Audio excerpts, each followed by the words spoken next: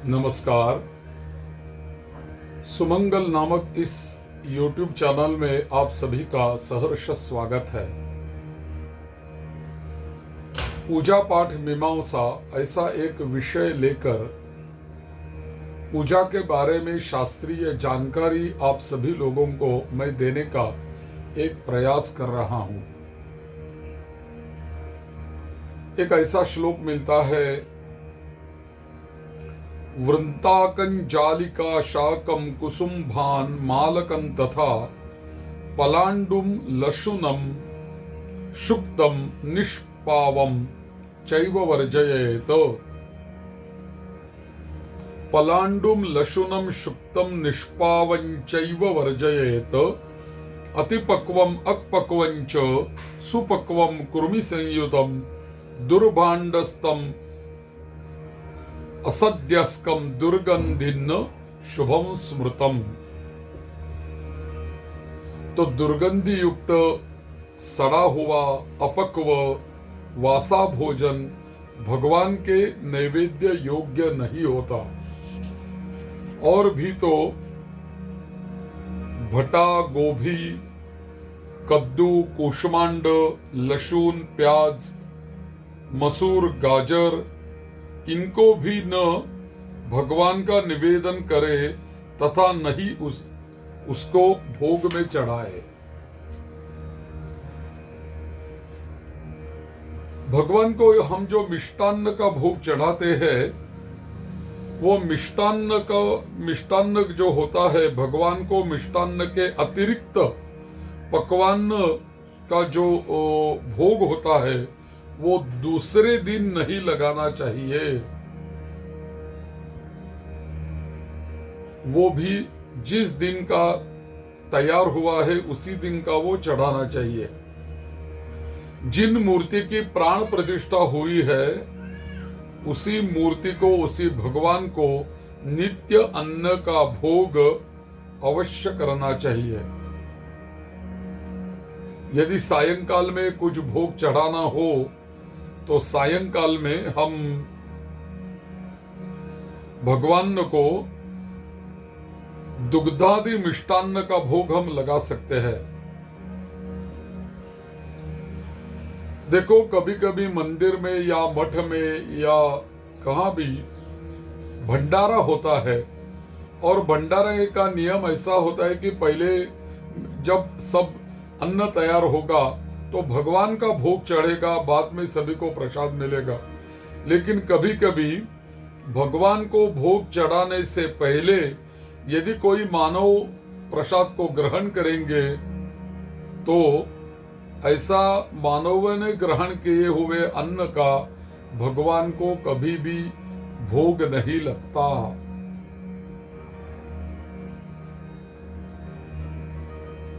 पूर्व मानवों ने पा लिया हो अन्न, तो उस अन्न का भोग देवताओं को लगाना मना है। और कुछ त्याज्य पदार्थ भी रहते हैं, उसी का भी भोग भगवान को नहीं होता, जैसे कि चाय, काफी, गांजा, भांग, भटा, लौकी, पालक, गाजर, मुनगा, गोभी, कपित्थ, लहसुन, प्याज, डालडा, मसूर और अन्य तमोगुणी जो द्रव्य होते हैं वो भगवान को कभी भी समर्पित न करे, नहीं करना चाहिए। और दूध में भी बताया गया है कि गाय का दूध ही सर्वश्रेष्ठ होता है। तो यदि हम भगवान के भोग में या स्नान में दही तथा घृत ले रहे हैं तो देसी गौ माता का ही घी और देसी गौ माता का ही दूध से हम मिष्टान्न बना के भगवान को भोग में चढ़ा सकते हैं। देवताओं की और पितरों की भी तृप्ति यदि करनी हो तो पितरों को भी और देवताओं को भी अर्पित करने के लिए गौ माता का ही गोरस चाहिए, दूध और घी होना चाहिए।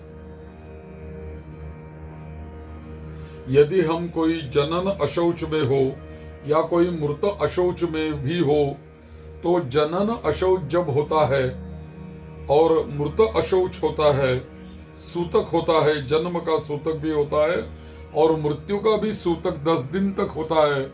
ऐसे सूतक में हमारे गृह देवताओं की पूजा करना योग्य नहीं होता, तो 10 दिन तक सूतक में हमें पूजा नहीं करनी चाहिए।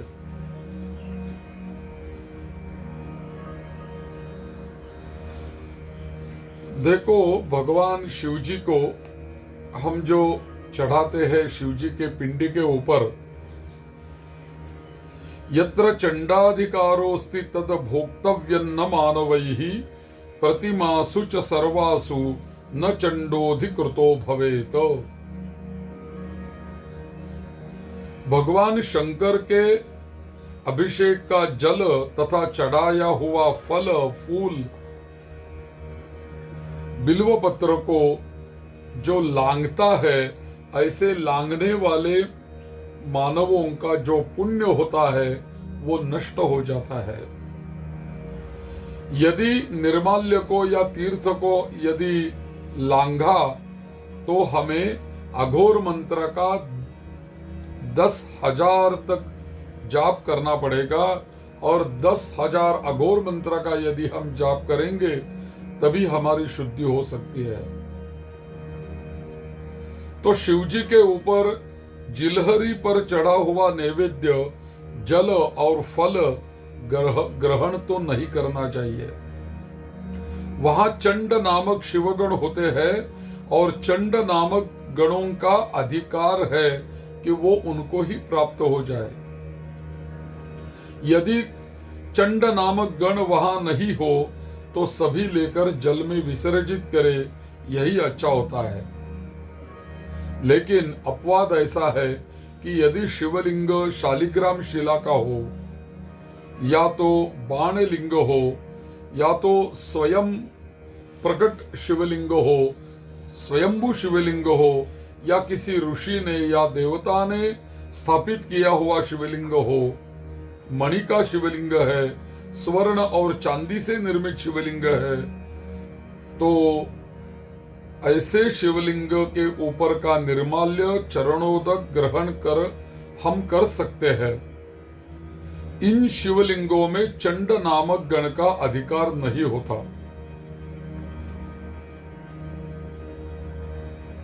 प्रतिमासु च सर्वासु न चंडोधिकृतो भवेत।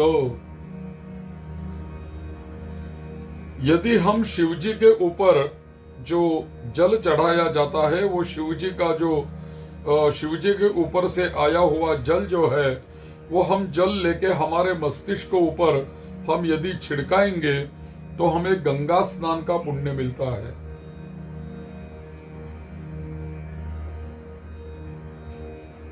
और शिवलिंग की पूजा करते समय यदि शालिग्राम शिवलिंग की पूजा करेंगे, शालिग्राम शिला से निर्मित शिवलिंग की हम पूजा करेंगे, पारद शिवलिंग की यदि पूजा करेंगे, सुवर्ण या चांदी से निर्मित लिंग की हम पूजा करेंगे, स्फटिक से निर्मित शिवलिंग की पूजा करेंगे, तो अन्य शिवलिंग से कोटि गुणित पुण्य हमें प्राप्त हो सकते हैं। तो ऐसे शिवलिंग भी श्रेष्ठ बताए गए हैं।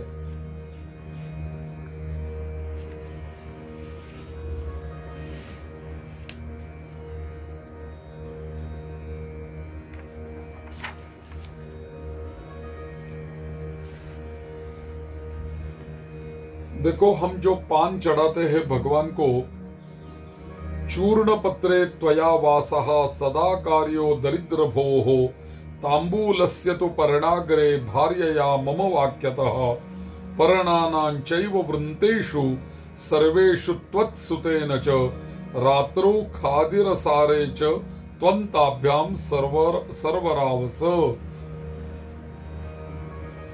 तो पान का अग्रभाग तोड़ के और डंटल को भी तोड़ के भगवान को हम पान चढ़ाना चाहिए।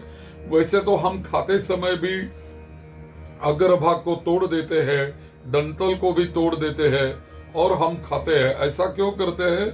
क्योंकि पान के अग्रभाग में दारिद्र्य अपने पत्नी के साथ रहता है और जो डंटल होता है उसमें दारिद्र्य अपने पुत्र के साथ निवास करता है। तो इसीलिए जब हम पान का भक्षण करते हैं या तो भगवान को चढ़ाते हैं तो डंटल और अग्र को निकालना ही चाहिए।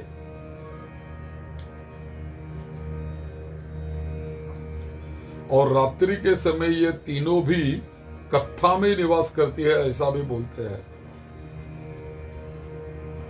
अतः पान की नोक तथा डंठल दोनों तोड़कर बिना सुरती के केवल दिन में देवताओं को समर्पित करना चाहिए। जो देवताओं को हम आभूषण चढ़ाते हैं, वस्त्र चढ़ाते हैं, उसके बारे में क्या शास्त्र है? वो निर्माल्य होते हैं क्या? ऐसा प्रश्न रहता है। तो उसके बारे में कहा गया है, न निर्माल्यम भवेद वस्त्रम स्वर्ण रत्नादि भूषणम। देवताओं को जो हम अर्पित करते हैं, वस्त्र, यज्ञोपवीत, आभूषण, वो सभी हम पुनः पुनः भगवान को चढ़ा सकते हैं, वो निर्माल्य नहीं होते। यदि भगवान को जो पुष्प और पत्र हम चढ़ाते हैं, ऐसे जो वृक्ष होते हैं, वो यदि गंदी जगह पे उगे हो तो उसका पत्ता या फूल भगवान को चल सकता है क्या? तो उसी के बारे में बताया श्लोक में, अमेध्येषु च ये वृक्षा उत्पाः उप्ताः पुष्पफलोगमा तेषामपि न दुष्यन्ति पुष्पाणि च फलानि च। यानी यदि देव उपयोगी पुष्पों के वृक्ष अपवित्र स्थान में उगे हो तो उनको भी ग्रहण में दोष नहीं होता, वो हम चढ़ा सकते हैं, ले सकते हैं। और भी एक है कि हमेशा पूजा करते करते समय, पूजा के बाद आरती के समय तो शंख बजाना उचित होता है और शंख ध्वनि होना ही चाहिए। शंख ध्वनि के बारे में ऐसा बताया गया है, यस्तु शंख ध्वनि कुर्यात पूजा काले विशेषता। यदि हम पूजा के समय में शंख का ध्वनि करेंगे, शंख बजाएंगे, तो क्या होता है? विमुक्तः सर्व पापेन विष्णुना सह मोदते। शंख ध्वनि से संपूर्ण पाप नष्ट होते हैं और वह भगवान के साथ आनंद करता है। और भी शंख के बारे में ऐसा बताया गया है कि स्त्रियों ने शंखनाद नहीं करना चाहिए और स्त्रियों को शंख की पूजा करना ही निषेध बताया गया है। पुरुषों के द्वारा ही शंख ध्वनि होना चाहिए। और यदि शंख ध्वनि स्त्रियां करेंगी तो उसका कोई विपरीत प्रभाव उनके शरीर के ऊपर हो सकता है। इसीलिए शंख बजाने के लिए स्त्रियों को निषेध किया गया है। शंखेन हत्वा रक्षांसि, यानी शंख ध्वनि से हमारे शत्रुओं का शमन हो जाता है, पराजय भी हो जाता है। और भी बोला है, शंख ध्वनि से भूत प्रेत प्रेतात्मा दूर भाग जाते हैं। इसीलिए हर पूजा में, मंदिर में शंख ध्वनि होना अनिवार्य है, आवश्यक है। देवताओं को हम आरती उतारते हैं, आरती देवताओं के मूर्ति के ओर हम घुमाते हैं चारों ओर, तो कैसी घुमानी चाहिए, इसके बारे में क्या शास्त्र है? तो ऐसा है कि जिस देवताओं की हम आरती उतार रहे हैं, आरती कर रहे हैं, उसी देवताओं के जो बीज मंत्र होते हैं, तो बीज मंत्राकृति में आरती देवताओं के चारों ओर घुमानी चाहिए। या तो हर देवताओं को आरती घुमाते समय ओंकार स्वरूप में आरती करनी चाहिए। आरती जो घुमाते हैं ना, उसी का आकार ओंकार में होना चाहिए, या तो देवताओं के बीज मंत्र का होना चाहिए। और जैसे कि हम आरती घुमाएंगे तो उसकी वर्णाकृति ओम में परिवर्तित होनी चाहिए। किस भगवान को कितनी बार आरती हम घुमा सकते हैं? तो भगवान विष्णु को 12 बार हम घुमा सकते हैं, सूर्य की 7 बार आरती घुमा सकते हैं, दुर्गा की 9 बार घुमा सकते हैं, शिव जी की 12 बार घुमा सकते हैं, गणेश जी की 4 बार घुमा सकते हैं, राम जी की 9 बार घुमा सकते हैं, कृष्ण जी की 8 बार घुमा सकते हैं, अथवा सभी देवताओं की आरती जो होती है वो चरण में 4 बार घुमा सकते हैं, नाभि में 2 बार घुमा सकते हैं नाभि की जगह पर, और मुख के समीप 1 बार हम घुमा सकते हैं। यदि भगवान के और घुमाई हुई जो आरती होती है वो आरती का दर्शन हमें मिले, और यदि दर्शन करके आरती की लौ पर हाथ घुमाकर अपने मुख या शरीर के ऊपर लगाने से हमें क्या मिलता है? तो हमें लाख यज्ञ करने का, लाख बार अवभृत स्नान करने का पुण्य प्राप्त होता है। ऐसा इस श्लोक में बताया है, नीराजन बलिर विष्णोर यस्य गात्राणि संस्पृशेत यज्ञ लक्ष सहस्राणाम लभते स्नानजम फलम। यानी हमें अवभृत स्नान का भी फल मिलता है और हमें बहुत तीर्थों में यज्ञ करने का भी लाभ मिल सकता है। शंख जल का बहुत बड़ा महत्व है, शंख के नाद का भी बहुत महत्व है। अगले वीडियो में हम देखेंगे शंख में जो जल रखते हैं उस जल का क्या महत्व होता है, और भी परिक्रमा कितनी करते हैं, कौन सी भगवान को कितनी परिक्रमाएं करनी चाहिए, इसके बारे में हम अगले वीडियो में जानेंगे। ये वीडियो हम यही समाप्त करते हैं, अगले वीडियो में फिर मिलेंगे। जय गणेश।